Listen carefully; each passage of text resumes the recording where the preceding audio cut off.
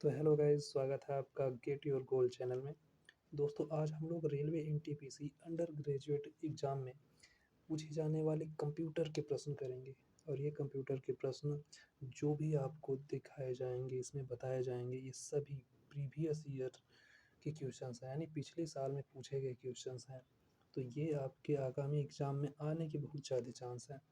तो यहाँ पर हम आज टोटल के टोटल 20 क्वेश्चन करेंगे, जो कि टॉप 20 क्वेश्चन होंगे। और इस टॉप 20 क्वेश्चन को हम लोग बहुत ही अच्छे तरीके से करने वाले हैं। यहाँ से हम लोग पहले क्वेश्चन से स्टार्ट करते हैं। पहला क्वेश्चन आपसे पूछा गया है, देखिए क्या कह रहा है कि कंप्यूटर शब्दावली में MIPS का अर्थ क्या है। तो MIPS का अर्थ क्या है, यहाँ पे ए विकल्प में आपको दिया गया है क्या, यहाँ पे आपको दिया गया है मार्जिनल इनपुट स्टोरेज। दूसरा दिया गया है क्या, मिलियन इंस्ट्रक्शन पर second, micro information processing state, और दिया गया है मेमोरी इमेज प्रोसेसिंग स्टेट। तो इसमें से कौन सा आपका ऑप्शन करेक्ट होने वाला है। MIPS का अर्थ क्या होगा। तो MIPS में M का अर्थ यहाँ पे आपका पहले हो जाएगा क्या, तो मिलियन हो जाएगा। I का हो जाएगा क्या, इंस्ट्रक्शन हो जाएगा। और यहाँ पे जो P दिख रहा है, P का मतलब पर हो जाएगा, और S का मतलब हो जाएगा सेकेंड।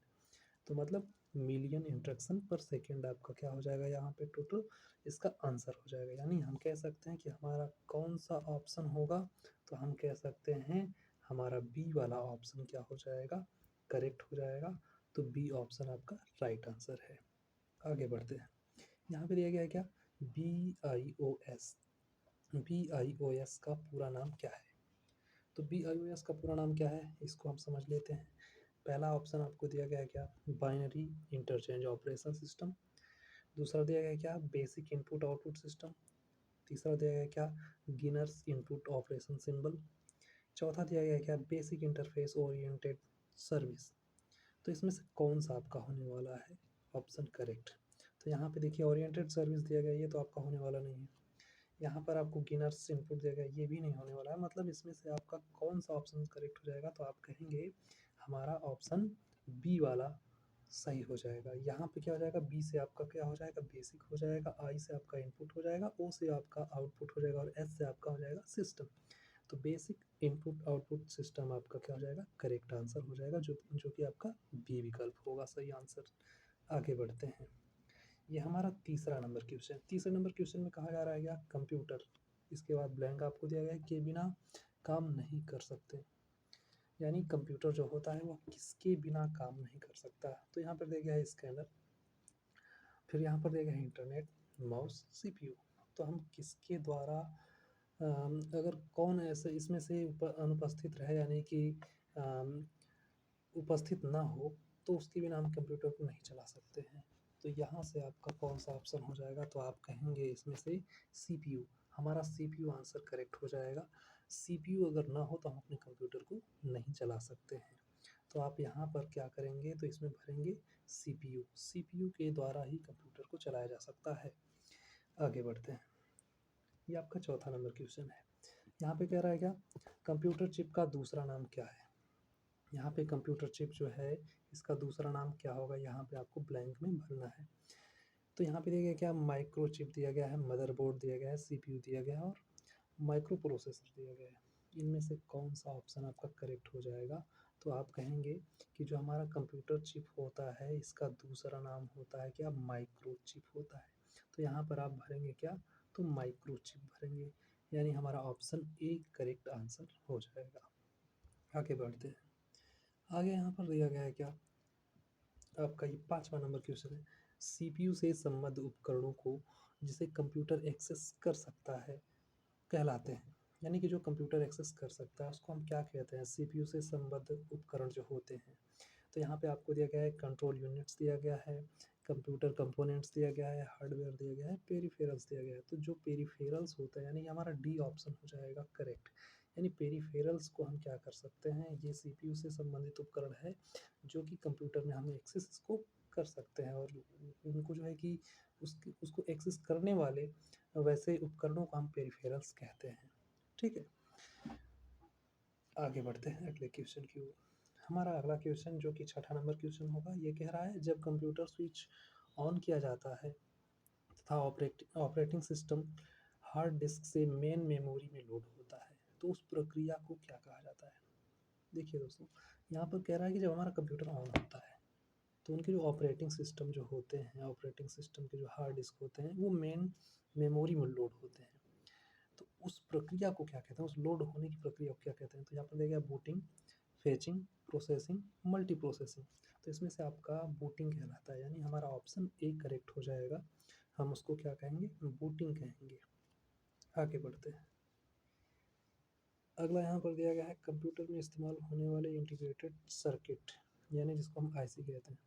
चिप बनाने में निम्नलिखित में से कौन से रासायनिक तत्व एक ट्राइवेलेंट उपधातु का इस्तेमाल किया जाता है?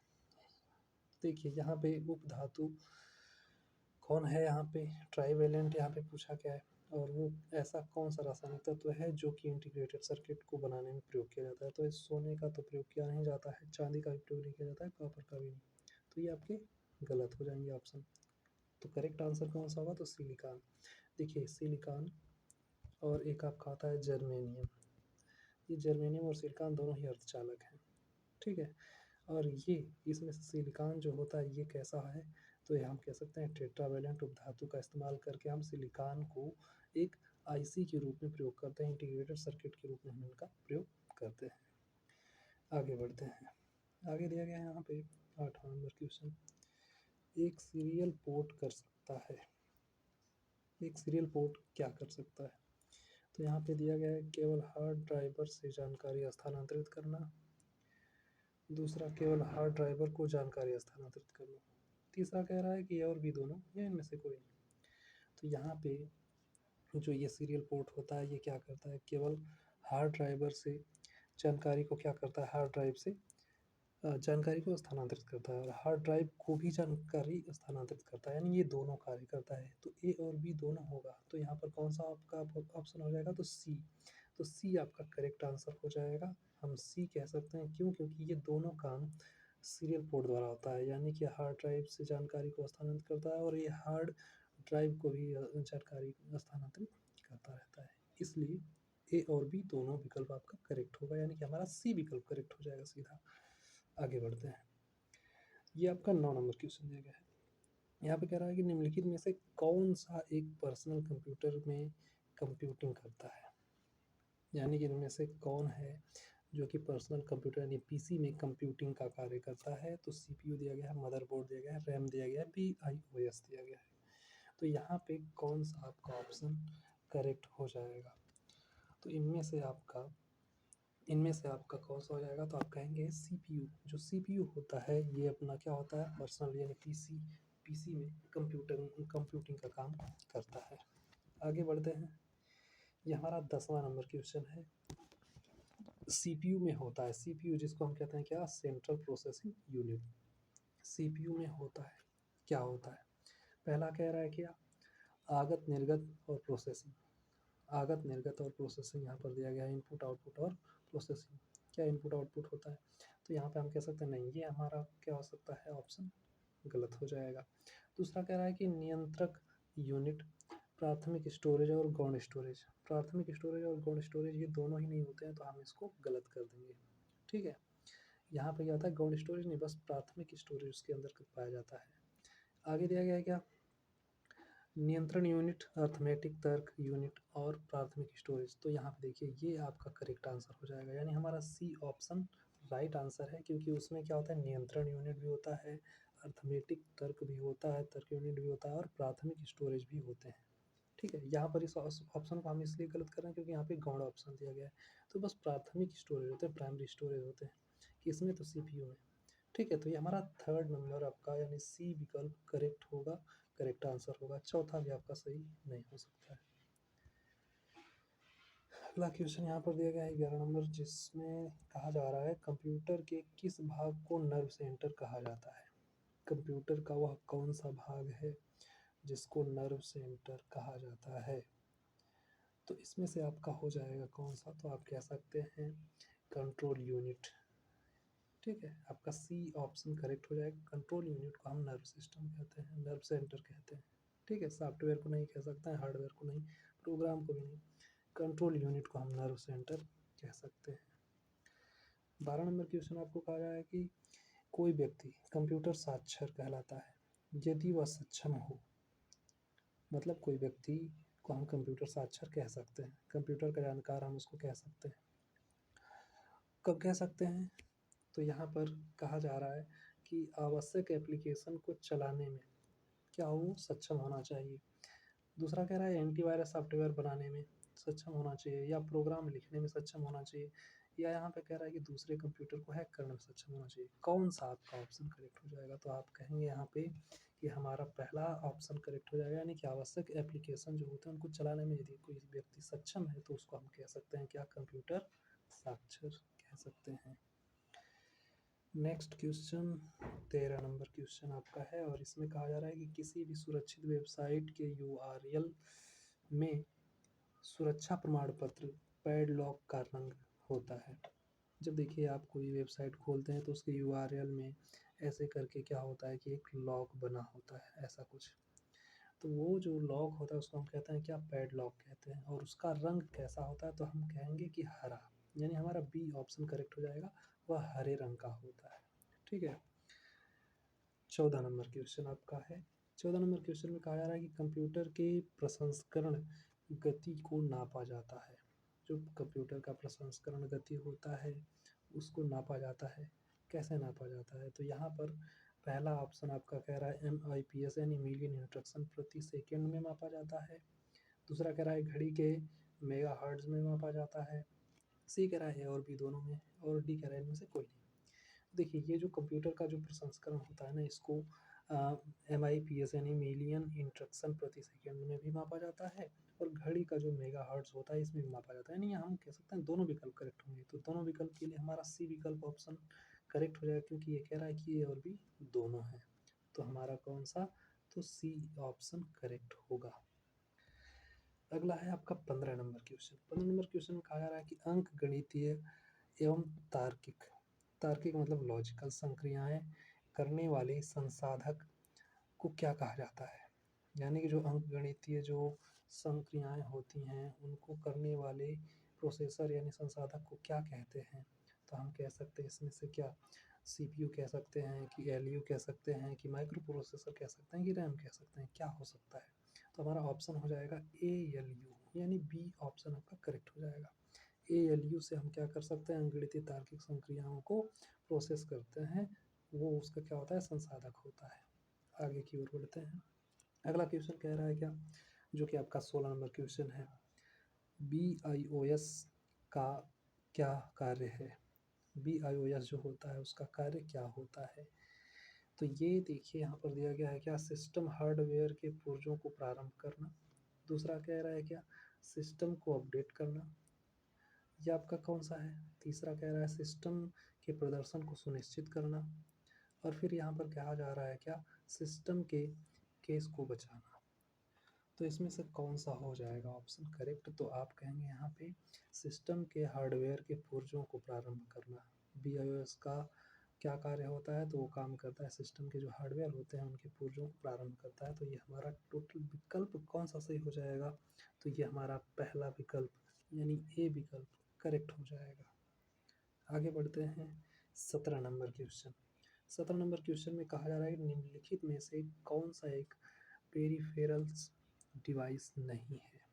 पेरिफेरल्स डिवाइस जिसको हम क्या करते हैं कंप्यूटर में एक्सेस करते हैं वो पेरिफेरल्स होते हैं, जिनको नहीं कर पाते हैं वो पेरिफेरल्स नहीं होते। तो यहाँ पे आपका क्या हो जाएगा? प्रिंटर है, मॉनिटर है, मदरबोर्ड है, कीबोर्ड है। तो देखिए प्रिंटर को हम क्या करते हैं उसमें एक्सेस करते हैं, मॉनिटर को भी करते हैं, कीबोर्ड को भी करते हैं, लेकिन मदरबोर्ड तो उसके अंदर का भाग होता है ना, तो हम इसको पेरिफेरल्स डिवाइस नहीं कह सकते हैं। तो हमारा मदरबोर्ड ऑप्शन करेक्ट हो जाएगा। तो ये आपका मदरबोर्ड हो जाएगा आंसर। ठीक है, आगे बढ़ते हैं। ये आपका 18 नंबर क्वेश्चन है जो कि कह रहा है कि निम्नलिखित में से कौन सा आमतौर पर कंप्यूटर का एक पेरिफेरल्स नहीं माना जाता है? माउस है, कीबोर्ड है, प्रिंटर है, हार्ड ड्राइव है। तो देखिए बाहर से हम किसको किसको यूज कर सकते हैं, किसका एक्सेस हम कर सकते हैं? तो माउस का कर सकते हैं, कीबोर्ड कर सकते हैं, प्रिंटर कर सकते हैं। तो ये तो पेरिफेरल्स के अंतर्गत आ जाएंगे। लेकिन हार्ड ड्राइव जो होता है ये क्या होता है? बाहर से नहीं यूज़ किया जाता है। तो ये अपना ऑप्शन करेक्ट कौन सा होगा, तो आप कहेंगे डी वाला ऑप्शन करेक्ट होगा। तो यहाँ पर डी ऑप्शन आपका करेक्ट आंसर होगा, जो कि पेरिफेरल्स नहीं माना जाता इसको। 19 नंबर क्वेश्चन, और 19 नंबर क्वेश्चन में आपका क्या है, कह रहा है क्या, निम्नलिखित में से कौन दिए गए समूह से संबंधित नहीं है। तो इसमें से कौन सा जो है कि एक समूह का नहीं है, तो यहाँ पर दिया गया क्या, हार्ड डिस्क, बोमेन बड्डी, सीपीयू, मदरबोर्ड।